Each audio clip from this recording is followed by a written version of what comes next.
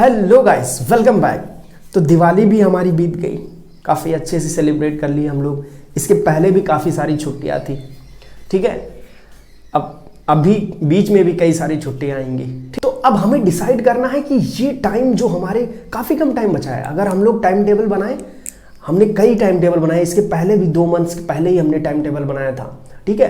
अब तो हमारे पास 3 ही मंथ्स बचे हैं, ठीक है। उसमें भी हमें पूरा सिलेबस कंप्लीट करना है, उसके बाद उसमें रिवाइज भी करना है और मॉक टेस्ट भी, सैंपल पेपर्स भी सॉल्व करना है प्रीवियस ईयर के। तो काफ़ी कम टाइम बचा है, ठीक। अब आपको डिसाइड करना है कि आप एंजॉय करना चाहते हैं या हमारे साथ टाइम टेबल फॉलो करना चाहते हैं, ठीक है। अगर आप ये टाइम टेबल फॉलो कर लेते हैं तो गारंटी है कि आप 85 प्लस तो आप जरूर स्कोर करेंगे, ठीक। तो आइए देखते हैं आज हम लोग टाइम टेबल क्या है, ठीक। तो सबसे पहले हम लोग देखते हैं कि हमारे पास कितने मंथ्स बाकी हैं अभी, ठीक। सबसे पहले नवंबर, अक्टूबर तो बीत ही गया, अक्टूबर बीत गया, अब नवंबर है, दिसंबर है, जनवरी और फरवरी में हमारे एग्जाम होंगे मान लीजिए, ठीक। इसमें भी 15 से 20 दिन हमें बचेगा, ठीक है। तो 3 मंथ्स तो ऐसे सीधे सीधे बच रहे हैं, बाकी 20 दिन इधर, ठीक। तो इस हम लोग सपोज करके चलते हैं कि फरवरी में 20 के बाद हमारा एग्जाम कभी भी हो सकता है। तो देखो, अब हमारे पास 30 दिन ये और 15 दिन ये। इसमें क्या करना है, हमें अपना पूरा सिलेबस एक बार कंप्लीट करना है विद नोट्स, ठीक है। कंप्लीट योर सिलेबस, ठीक है, विद नोट्स प्लस नोट्स, ठीक है। क्यों? ये नोट्स, वो भी तुम अपने हाथ का लिखा हुआ चाहिए, ठीक है। क्योंकि अगर अपने हाथ का नोट्स है तो रिवाइज करने में बहुत ही जल्दी होगा, ठीक है। फास्ट रिवीजन होगा, बहुत आसानी होगा, ठीक है। और ये 15 दिन हमें क्या करना है, रिवीजन करना, ठीक। तो हमारे पास अप्रॉक्स 60, ठीक है, 60 दिन ये, ठीक। और 75 हो गया टोटल 15 लेके। तो अप्रॉक्स हमारे पास 75 डेज है, ठीक, कि हम अपना सिलेबस पूरा कंप्लीट करें, ठीक है। अब हमारे पास बचा 15 दिन। जनवरी में ही लास्ट 15 दिन में क्या करना है, हमें रिवीजन करना है, जो कि बहुत ही मुश्किल लग रहा है, ठीक है। लेकिन उस टाइम पे हमें, अभी हम बताएंगे आपको कि टाइम टेबल भी कैसे, डेली टाइम टेबल कैसे सेट करना है, कैसे डेली मैनेजमेंट करना है, ठीक है। अब फरवरी में क्या होगा, जो भी 15 से 20 दिन मिलेगा हमें, ठीक है, उसमें क्या करना है, mock test, previous sample paper solve करना है, ठीक है। अब सॉल्व तो करना है, हम आपको बताएंगे, जब आपको पूरा टाइम टेबल बताएंगे तो आपको बताएंगे कि पेपर किस टाइम सॉल्व करना चाहिए और डेली कितने टाइम देना चाहिए पेपर सॉल्व करने के, ठीक है। तो सबसे पहले अब हम लोग आते हैं, अगर 10th का बोर्ड एग्जाम कोई दे रहा है, ठीक, उसके पास इतने सब्जेक्ट्स होते हैं, ठीक, Hindi, English, math, science and social science, SST, ठीक है। तो हिंदी, इंग्लिश हम लोग इसको बहुत ही माइनर सब्जेक्ट की तरह ट्रीट करते हैं और इसको बाद के लिए छोड़ देते हैं, जो कि बहुत ही गलत है, ठीक है। क्योंकि जो माइनर सब्जेक्ट होते हैं वही तो स्कोरिंग मार्क्स होते हैं, ठीक है। मान लो अगर आपका मैथ्स नहीं सही है तो आप मैथ में उतना स्कोर नहीं कर पाओगे। तो ये माइनर सब्जेक्ट्स जो होते हैं वो क्या होते हैं, स्कोर कार्ड आपका बढ़ाते हैं पॉजिटिव की तरफ, ठीक है। तो हिंदी और इंग्लिश का क्या करना है, बस एक चीज याद रखो कि तो बच्चे क्या करते हैं, 1 शॉट वीडियोस देख लेते हैं और लास्ट में समरी पढ़ लेते हैं, सोचते हैं हमारा काम हो गया, ठीक। लेकिन जब आप लिख के आते हो तो समरी में सारे पॉइंट्स NCERT के नहीं होते, जो आप अगर लिखोगे तो एग्जामिनर चेक करेगा, वो आपको पता लगेगा उसको कि हाँ, इस बच्चे ने मेहनत किया है, NCERT को टाइम दिया है, ठीक है। क्योंकि NCERT ही आपका भगवान है इस टाइम, ठीक। तो हिंदी और इंग्लिश में क्या करना है आपको कि सबसे पहले कोई 1 शॉट वीडियो देख लो, ठीक, समरी पढ़ लो, उसके बाद आपको एक बार माइंड में आ जाए कि हाँ, इसका स्टोरी क्या है, रियल स्टोरी क्या है, ठीक।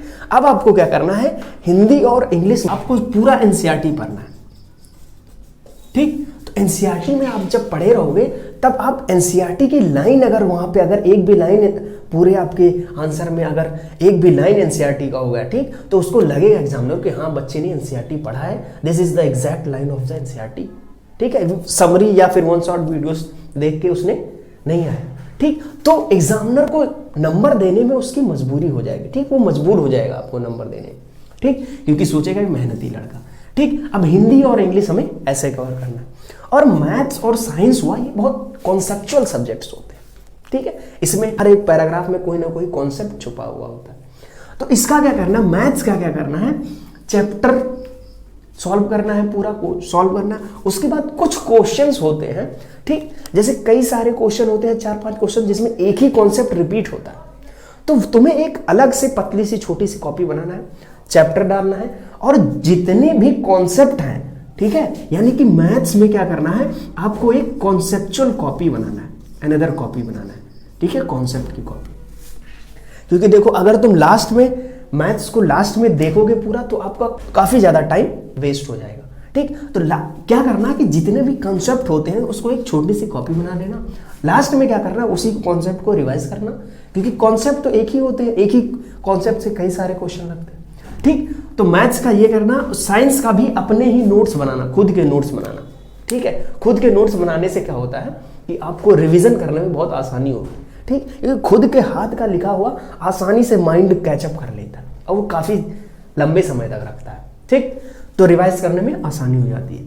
सोशल साइंस में भी क्या करना है, इंपॉर्टेंट डेट्स हुआ, ठीक है, इंपॉर्टेंट इवेंट्स हुआ, उसका एनसीईआरटी रीड करके उसका खुद का पैराग्राफ लाइन पॉइंट वाइज लिखना है, ठीक। इसमें पूरा पैराग्राफ लिखने की जरूरत नहीं है, पॉइंट वाइज अगर आप लिख दोगे तो आपका काम हो जाएगा, ठीक। तो सोशल साइंस हो गया। अगर आप 12th में पढ़ते हो, 12th के बोर्ड का एग्जाम दे रहे हो, तो साइंस में आपका डिफरेंशिएट हो जाता है, ठीक है, 3 सब्जेक्ट हो जाता है, फिजिक्स, केमिस्ट्री एंड बायोलॉजी, ठीक। यहाँ पे मैथ्स या फिर बायो हो जाता है, ठीक, कोई दिक्कत नहीं, यहाँ पे फिजिक्स और केमिस्ट्री हो जाता है, ठीक।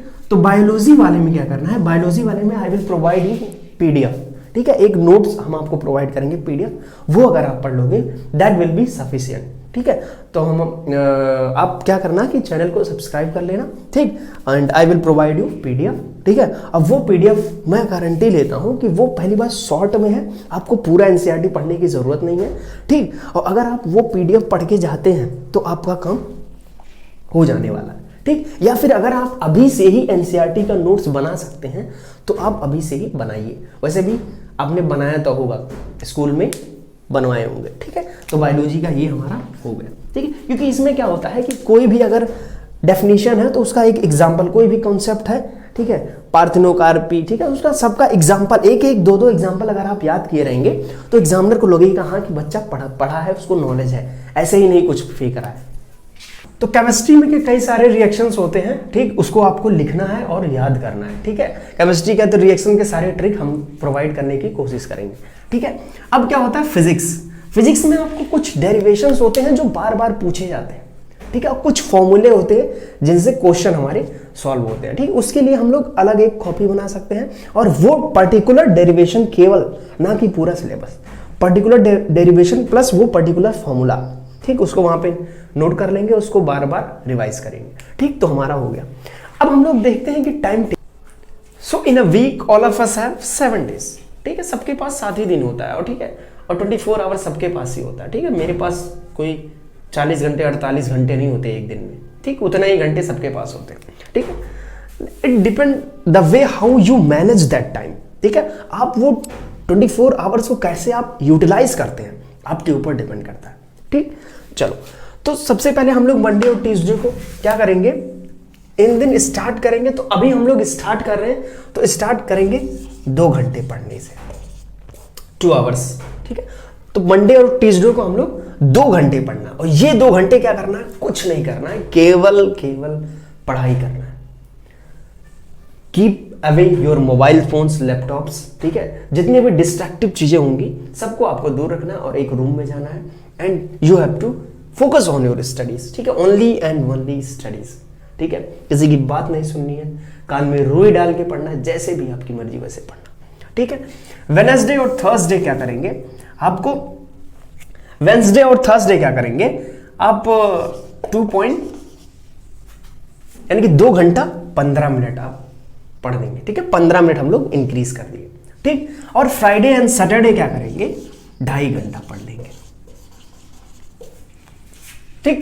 And Sunday we have lot of time, ठीक है, क्योंकि हमारा स्कूल बंद होता है, कोचिंग बंद होती है, ठीक। तो ये हम लोग देंगे यहाँ पे 3 आवर्स स्टडी, ठीक। अब देखो संडे तो छुट्टी होता है, लेकिन वो एंजॉय करने के लिए दिन नहीं है, यहीं पे जहां पे लोग एंजॉय करते हैं वहीं पे बच्चे अपना टाइम यूटिलाइज करके और आगे निकल जाते हैं, ठीक है। तो संडे को ही हमें सबसे ज्यादा मेहनत करनी है, क्योंकि यहाँ पे हमें छुट्टी होता है, हम लोग घर पे होते हैं, ठीक है, तो हमारे पास टाइम होता है, ठीक है। तो हम लोग अगर किसी से आगे निकलना चाहते हैं तो हम लोग संडे को निकल सकते हैं, ठीक है। बाकी सबका स्कूल होता है, वही टाइम मिलता है, कोई दिक्कत नहीं। अब हम लोग क्या करेंगे, 2 घंटे 15 मिनट, 2.5 घंटे एंड 3 घंटे, ठीक है। ऐसे हम लोग टाइम टेबल डिवाइड करेंगे। अब ये तो हमारा पढ़ाई का हो गया, ठीक। अब क्या करेंगे, हम अभी भी काफी ज्यादा टाइम वेस्ट करते हैं, ठीक है। जैसे कि अभी हम लोग कम से कम 1 घंटा तो हम लोग अपने मोबाइल, सेलफोन्स एंड लैपटॉप्स में अपना टाइम वेस्ट करते हैं, ठीक है, सोशल मीडिया में, ठीक। तो इसको क्या करो, तुम टाइम को रिड्यूस कर दो, जो तुम्हारा वेस्टिंग टाइम होता है थोड़ा सा रिड्यूस कर दो, ठीक। जैसे अगर आप 1 घंटा चलाते थे तो आप 30 मिनट चला लो आज, क्या दिक्कत है, मंडे ट्यूसडे 30 मिनट चला लो।